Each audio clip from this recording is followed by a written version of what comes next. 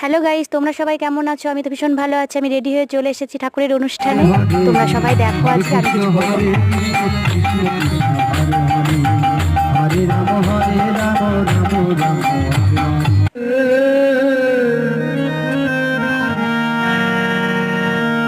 হরে রাম হরে রাম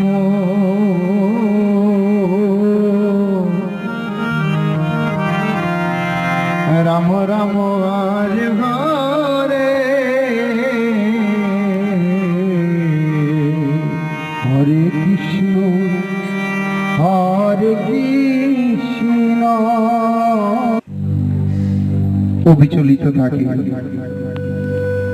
তাকেই বলা হয় আত্মতৃপ্তি। যতক্ষণে আমরা মহাপ্রসাদ গ্রহণ করি ততক্ষণে তোমরা আমার চ্যানেলটা সাবস্ক্রাইব করো। টাটা।